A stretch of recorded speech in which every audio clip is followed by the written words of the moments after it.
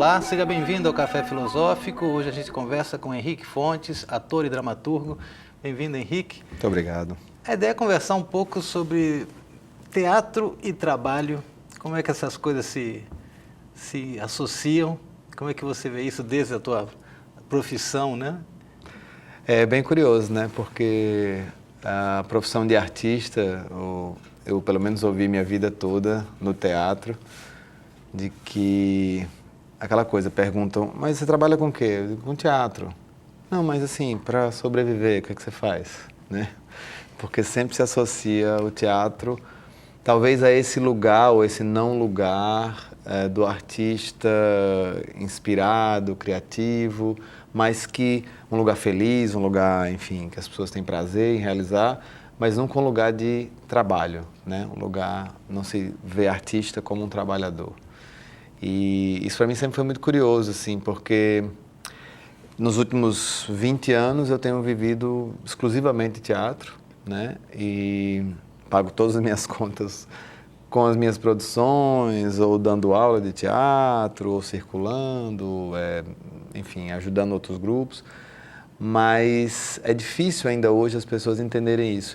E aí eu acho que talvez venha desse espírito dos tempos, digamos assim, do que a gente fez com o trabalho, né? O que a gente, hoje, pensando em 2018, como a gente lida com isso que é a maior parte da nossa existência, que é o trabalho, né? É muito mais um sofrimento, é muito mais um lugar onde a gente deve destinar horas, muitas vezes improdutivas, para conseguir o dinheiro para pagar as contas, do que o lugar da criatividade, do prazer, enfim, da criação. Mas acho que tem mesmo, ainda tem um certo preconceito. Eu não sei se está ligado, por exemplo, à liberdade que exalam, né, os artistas. E até, por exemplo, um artesão, um simples artesão, geralmente argentino, desses que ficam pelas praias vendendo o seu trabalho. E aí você vê que eles estão vivendo aquele momento super de boa, por dizer assim, né? Uhum. Então, e claro, isso passa uma mensagem, mas como é que eles conseguem, né? Que tipo de vida é essa que o trabalho não é algo que, em geral, acaba sendo, né? Uma coisa cansativa, enfadonha, tediosa. Eu acho que está muito ligado a esse entendimento do que seja o trabalho, né? Se a gente começa a destinar um olhar para o trabalho e, enfim, esse tema acho que veio à tona porque é parte do novo processo de pesquisa para quem sabe um novo espetáculo, mas se a gente olhar para a forma como a gente tem se relacionado hoje na sociedade e que o trabalho ele é parte fundamental dessa relação, né? Até porque se você conhece alguém, uma das primeiras coisas que você quer saber é o que ela faz, né? É o que é que você trabalha com o quê? Você está envolvido com o quê? Como é que você se ocupa, né? Como é que você se ocupa? E muitas vezes, se você tem uma ocupação que ela é diferente do que se espera tradicionalmente, né? Um emprego público, algum cargo numa iniciativa privada, o que seja, as pessoas já olham você diferente, aquilo já é algo estranho, já se põe em xeque a sua personalidade e como é que essa relação pode ser desenvolvida. E outra coisa é que eu acredito que, historicamente, a gente tem sido essa força, né, de trabalho para produzir e alimentar a riqueza de quem não trabalha, né? Então, não sou eu que digo isso. Que não são os artistas. Que não são os artistas, claro logo, não. Né? Mas estou dizendo, claro, das grandes corporações, né, os grandes e as poucas famílias que detêm no mundo, né, o capital e o poder realmente de toda essa força de trabalho. E aí eu fico pensando, se a gente pensa realmente que o capitalismo está nesse declínio, de que há deve existir alguma forma de se vencer essa crise que se multiplica em todos os lugares, talvez o caminho seja repensar as formas de trabalho. Entender que trabalho não é exatamente isso que a gente acabou construindo. Trabalho talvez seja uma outra coisa. Porque desse jeito assim é pensar que o trabalho, sobretudo a partir do século XIX, vamos botar assim, né? Com esse processo de industrialização do nosso mundo e tudo, o trabalho como uma ocupação do homem, né? O que o homem vai se ocupar? Ele está direcionado a gerar riqueza. Basicamente. Basicamente é isso. E claro, então o artista aparece como alguém que não gera riqueza. Mas o que é estranho de se falar quando a gente sabe que existe todo um mercado de arte onde as pessoas estão recebendo, e você acabou de dizer, por exemplo, que você está 20 anos vivendo no teatro, Deus esteja. Então, como é que concilia essas coisas, né? É uma reflexão que você está colocando para a gente. Sim, e eu acho, e por isso talvez que eu acho que devem ser os artistas que comecem a trazer essa discussão mais à tona nos seus trabalhos, enfim, em programas como esse, talvez, mas para que a gente, nesse não lugar, como eu falei, né, que é um lugar dúbio aí de trabalhador, criativo, ou alguém que está numa brecha social que não necessariamente ele tem um trabalho diário, de horas diárias frequentes, né? Ele pode trabalhar muitas vezes 24 horas direto e passar uma semana num ócio que aparentemente é um ócio distraído, mas muitas vezes é um ócio criativo, né? E também constrói algo que é para além dele, né? Porque muitas vezes o trabalho, ele fecha-se, as pessoas que estão trabalhando, os trabalhadores fecham o resultado do seu trabalho nelas mesmas ou na instituição em que elas trabalham, né? Ou seja, aquilo vai gerar um produto que é consumido ali mesmo, ou aquilo é mais um trabalho burocrático que vai só desenvolver outras partes daquela empresa, quando o artista sempre cria um produto que é para além dele ou da instituição que ele esteja, ou até, muitas vezes, além do tempo, porque, né, conhecemos isso com muitos artistas visuais que só vieram a ser, talvez, compreendidos e admirados muitos anos depois de terem morrido. Então, esse entendimento do lugar do artista trabalhador, do trabalho do artista, talvez seja um caminho para a gente repensar como que a gente vive a nossa vida e como que a gente lida com o trabalho. Tá. Ter perdido de vista esse papel, por exemplo, do artista em nossa sociedade e que por isso cause tanto espanto pensar que o artista trabalha, por exemplo, né? E isso em vários níveis, quer dizer, desde o artesão que está na praia até um ator consagrado, um dramaturgo e tal. Se tem sempre uma ideia de que artista não é ligado exatamente ao trabalhador, essa figura do homo faber moderna, o homem inserido numa linha de produção, etc. Bem, essa ausência também, de algum modo, né, ela permanece irrefletida. Acho que o que você coloca aqui é interessante para a gente pensar sobre isso, porque é uma ausência que eu também vejo, por exemplo, do ponto de vista da filosofia, é que a filosofia não faz falta. É como se ninguém sentisse falta da filosofia. Isso talvez possa levar também... Quem sente falta da poesia? Quem sente falta do teatro? Quem sente falta da arte? Só que essa ausência, o pior dessa ausência é que a gente nem perceba como ausência, né? A gente não chega a perceber essa falta que faz, a falta desses tipos de expressão e de pensamento. De novo, eu acho que está tudo realmente interligado, né? É intencional que nós não sintamos falta da filosofia ou da poesia, né? E, obviamente, essa intenção não vem do povo, não vem das massas, não vem da população que vive e que cada vez mais necessita da filosofia e da poesia, né? Para vencer os sofrimentos mais hercúleos que vem vivendo. Mas vem justamente de quem está em cima dessa pirâmide que quer manter-se do jeito que estão lá, eles sim se beneficiando da filosofia, da arte, né, e consumindo, muitas vezes, né, alguns não, mas muitos... Não, alguns para lavar dinheiro fazem isso. Fazem isso também. Compram obras de arte. Exatamente. A Lava Jato mostrou bastante. Pois é. Mas é interessante para eles que estão lá se segurando nesse poder que a base da pirâmide esteja cada vez mais dura, cada vez mais sem educação, cada vez mais sem a mínima possibilidade de reflexão sobre o próprio fazer, né? Porque você imagina que se um trabalhador ele para refletir minimamente sobre a sua condição e sobre o seu ofício e o que aquilo está gerando e como vai ser a vida dele até ele se aposentar, se é que ele vai chegar vivo lá, muito provavelmente ele vai desistir de fazer aquilo. Se ele tem essa chance de reflexão, ele vai repensar a vida e fazer outra coisa, como acontece com muitos, aliás. Sim, a ideia é que passa a impressão que essa pirâmide que você fala, né, quem ocupa o topo, na verdade, tenta fazer da base um processo de bestialização, né? Sim. Aí o que se dá, como tratar as bestas, né? Então, de algum modo, panis e circenses, né? Dá o entretenimento mais fácil, mundo, exatamente, dá o pão e circo mesmo da forma mais direta, né? O pouco alimento para que ele não morra, e esse mundo do entretenimento fácil, da competição falsa, né? Porque a gente sabe, por exemplo, que a Copa do Mundo de futebol não é uma competição real, né?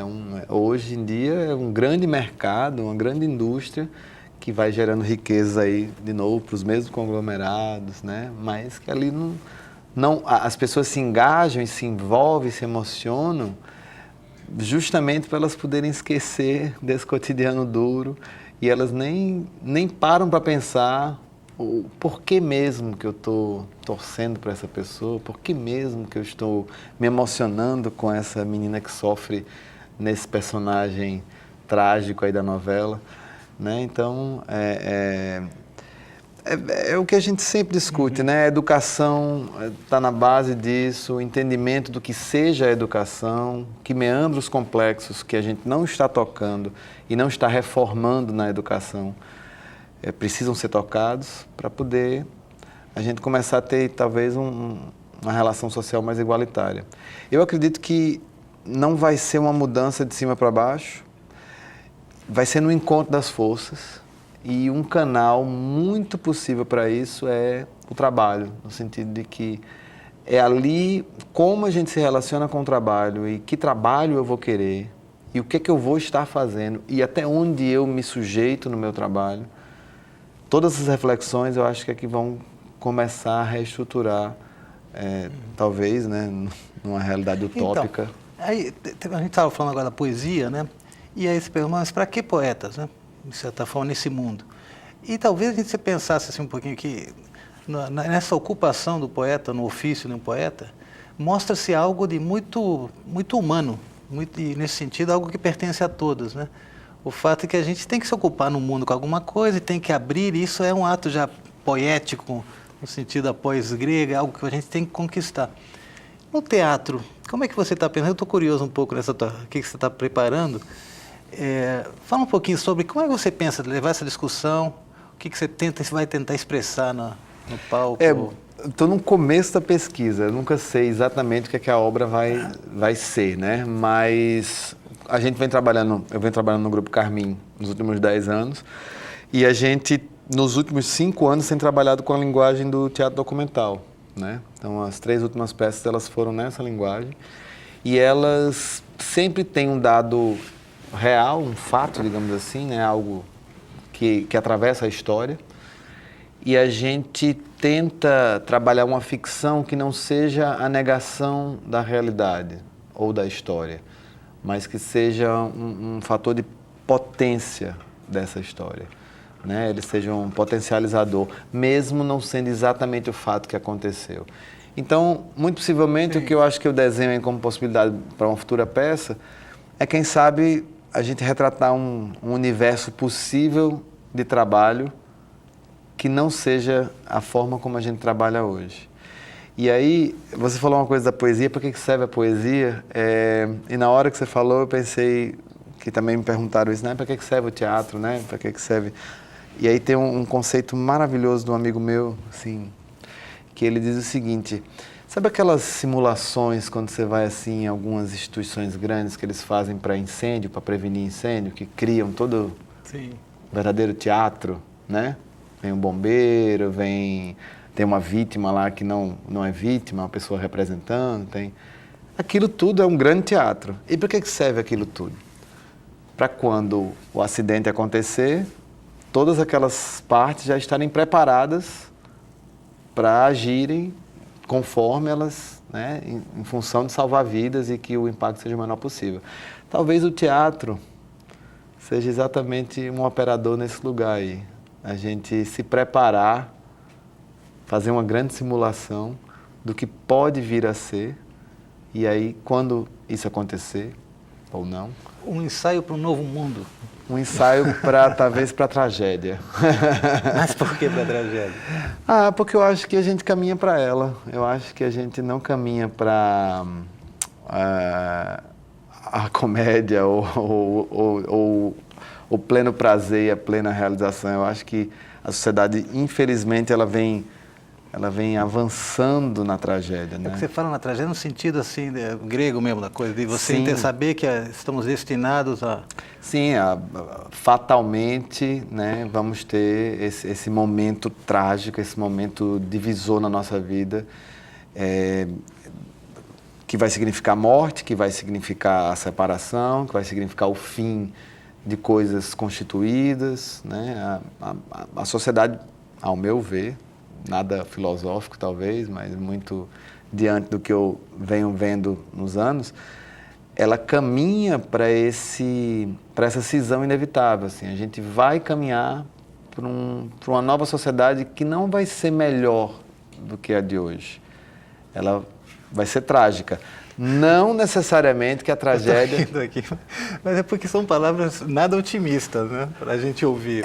Mas é engraçado, as pessoas têm me acusado de ser pessimista, mas eu acho que eu estou, talvez, num pensamento mais me preparando para o pior, porque se isso não acontecer, eu celebro o melhor. Mas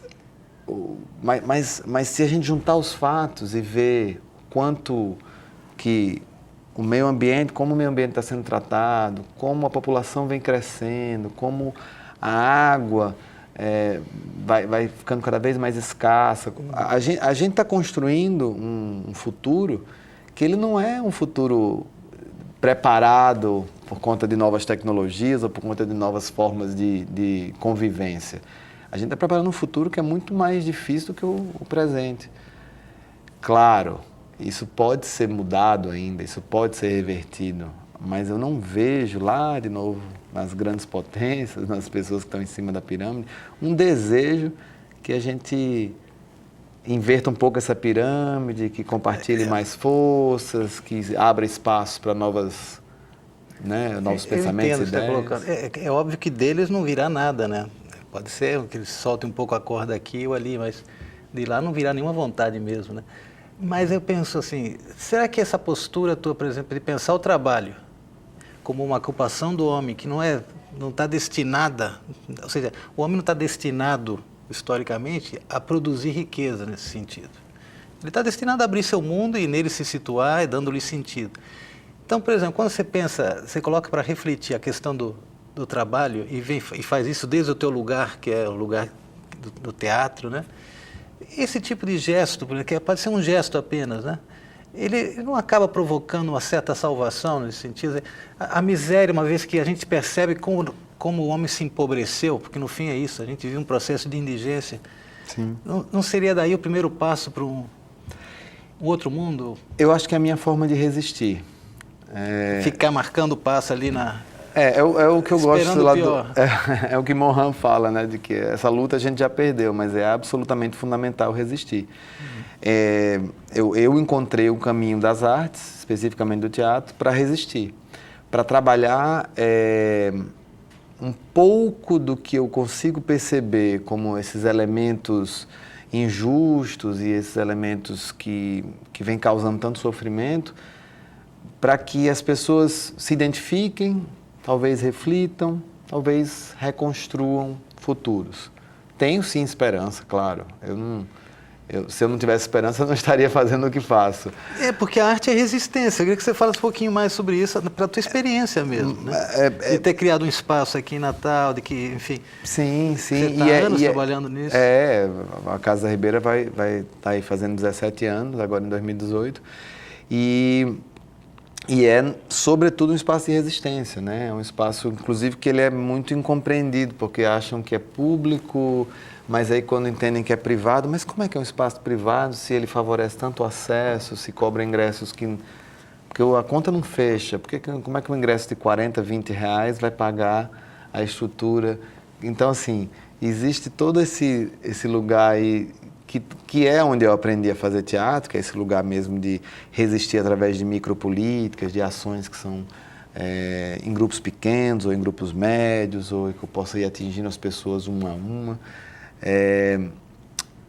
para manter a minha sanidade, eu acho, e também manter esse olhar, que para mim é um olhar cético do futuro, com algumas luzes acesas, sabe? Assim, eu não acho que a gente caminha, obviamente, para um fim de tudo, né? Nós vamos findar, mas o mundo aí, a Terra e tudo que está em torno vai continuar. Só que a vida aqui, por isso que eu falo do elemento trágico, ela vai ser muito mais sofrida. Assim, a tendência é que a gente que esse sofrimento se alastre e ele chegue a mais lugares. Está chegando, né? Ele está chegando na nossa porta. Assim, a gente, se for falar só do quesito de segurança, que é sempre isolado como um mal de gestão pública, né? Isolada, e não é, né? É um construto de muitos anos, né? A insegurança que vivemos hoje em Natal, ela é simplesmente um sinal da resistência dessas pessoas que vêm sendo massacradas na base da pirâmide, que estão aí há muitos anos, e eles começam a dar sinais que eles não vão tolerar isso. Então, talvez, quando eu digo a tragédia, seja, na verdade, a salvação, não sei, talvez seja um encontro dessas forças, né, de baixo para cima, com as forças de cima para baixo, e que ali eu gostaria que não fosse assim, eu gostaria que não fosse nas vias de fato, que não fosse com derramamento de sangue, mas infelizmente a história parece que vem nos mostrando porque que... aí o que você está apontando é que, de fato, parece que historicamente a arte ainda pode ocupar um lugar, né, nessa história toda.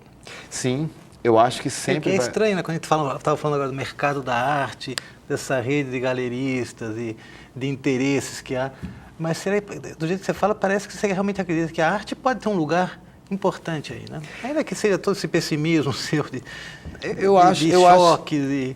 Eu acho que sempre vai ter, eu acho que a arte sempre vai ter, assim como a filosofia, porque sempre, em algum lugar, o ser humano ele vai precisar recontar a sua história, ele vai precisar contar para outros, ele vai precisar olhar para o que ele fez, interpretar-se, pensar um pouco, né? Nossa, eu levo essa vida, como será que eu viverei daqui a 10 anos? E talvez a arte e a filosofia sejam os lugares onde eles consigam respostas, né? Consigam minimamente um alento, se não algo concreto, mas pelo menos um alento desse sofrimento, né? Então, sim, eu acho que vai ter sempre lugar para o teatro, vai ter sempre lugar para a arte, e esse lugar vai estar garantido pela resistência. Viva a resistência. Então, Henrique, só o nosso tempo já está chegando ao fim. Eu queria ouvir assim, a tua previsão, se tem uma perspectiva para apresentar o novo espetáculo, como é que está isso? Bom, a gente no Carmim continua circulando com a Invenção do Nordeste, né, que é o espetáculo mais recente, e ainda circula com o espetáculo anterior, que é Jaci. Então, esse ano vai ser um ano ainda de circulação. Acredito que em 2019 a gente deve estar estreando isso, que ainda, por enquanto, é só um sonho. Jaci, você ainda está montando, hein? Ainda apresentamos, ainda circulamos pelo Brasil. Tá, e a Invenção do Nordeste está onde agora? A gente está fazendo na Casa da Ribeira e tem circulado, né? A gente em julho faz temporada no Rio de Janeiro, em agosto segue para São Paulo e está rodando pelo Brasil. Certo. Então tá. Henrique, só mais uma coisa a te perguntar é sobre a situação dos palcos públicos em Natal, que está uma situação dramática mesmo. Isso sim que é uma tragédia de fato, né? Eu acho que a situação ela responde ao exato entendimento dessa gestão, ou das gestões, né, aqui, que é isso, uma má gestão na parte administrativa, na parte de manutenção, e aí você vê prédios que alguns são mais ou menos preservados, mas no geral muito mal conservados. E aí, como é teatro, né? Não tem necessidade, né? Aquela coisa que as pessoas não vão precisar mesmo. E aí vão deixando para o lado. É uma pena, realmente. Eu acho lastimável. Mude, né? Eu acho que mudará quando a gente aprender, talvez, a estudar um pouquinho a história, a olhar para a situação política e pensar num futuro um pouquinho melhor. Na hora da eleição é importante pensar Fundamental. isso. Então tá. Henrique Fontes, um prazer revê-lo. Sucesso aí, muita merda, como se diz no teatro. E você que está em casa já sabe que semana que vem tem mais. Até lá.